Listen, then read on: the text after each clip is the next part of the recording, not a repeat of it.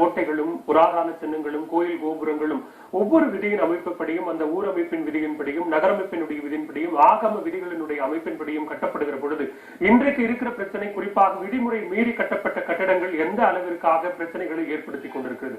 தொடர்ந்து பேசலாம். தொல்லியல் ஆர்வலரான சசிதரன் அவர்கள். சசிதரன், ஏற்கனவே நீங்கள் ஒரு கருத்தை முன்வைத்திருச்சீங்க. இந்த மாதிரி குடவரை கோயில், செஞ்சியில் இருக்கிற குடவரை கோயில்கள்ல ஒரே கல்லால உருவாக்கப்பட்ட லிங்கம் இருக்கு அப்படின்னு சொல்லி இன்றைக்குமாக இந்த பிரச்சனைகள் எந்த அளவிற்கு இருக்கிறது சொல்லுங்க.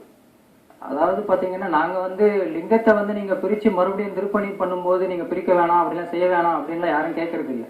அதுக்கு ஒரு உரிய மரியாதை கொடுங்க அப்படின்னு தான் கேட்கிறோம். ஒரு 1300 வருஷம் சிலையை கொண்டு போயிட்டு நீங்க பிரிச்சு கொண்டு போய் ஒரு இடத்துல பத்திரமா வைக்கிறதுக்கும் அதை பிரிச்சு 4 பாகமா 4 இடத்துல செதறி கிடக்கிறதுக்கும் நிறைய வித்தியாசங்கள் இருக்கு.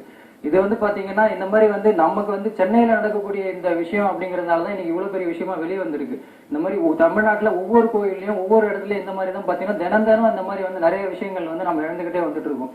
முக்கியமா பாத்தீங்கன்னா பழமையான கோயில்களை பழமையா இருக்கிறதுக்கு நம்ம சாத்தியக்கூறுகளை நம்ம முக்கியமா மேற்கொள்ள வேண்டியிருக்கு. அதுக்குள்ள டைல்ஸ் ஓட்டுறாங்க. டைல்ஸ் ஒட்ட வேண்டிய அவசியமே கிடையாது. கருவறைக்குள்ள டைல்ஸ் ஓட்டுறாங்க, நடைபாதையில டைல்ஸ் ஓட்டுறாங்க. அதுக்கப்புறம் பாத்தீங்கன்னா சாண்ட் பிளாஸ்டிங் அப்படிங்கிற ஒரு முறை இன்னைக்கும் பின்பற்றிட்டு வந்துட்டு இருக்காங்க. அதாவது மணலை வச்சு ப்ரெஷரா ஏற கொடுத்து அது சிற்பங்கள் மேலேயும் தூண்கள் மேலேயும் அடிச்சு அதை பாத்தீங்கன்னா ஒரு நம்ம முகத்துல முகசாயம் பூச்சிக்கிற மாதிரி அந்த நேரத்துல பாத்தீங்கன்னா பலபலன்னு ரொம்ப அழகா இருக்கும் பாக்குறதுக்கு இருக்கும். இன்னும் கொஞ்ச நாள் வருஷம் கடக்க பாத்தீங்கன்னா அதெல்லாம் பாத்தீங்கன்னா கொஞ்சம் கொஞ்சமா அது மேல இருக்கக்கூடிய தோல் உறிஞ்சி அதுக்கு பின்னாடி ஒண்ணுமே இல்லாத நிலைமைக்கு தான் போகக்கூடிய நிலைமையில இன்னைக்கு அந்த மாதிரி தான் செஞ்சுக்கிட்டு இருக்காங்க.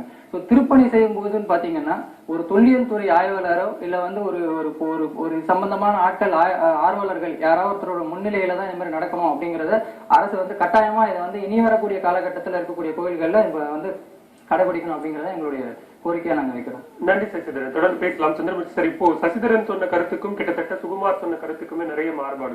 ஒரு விஷயத்தை இந்த காலகட்டத்திற்கு ஏற்ற மாதிரி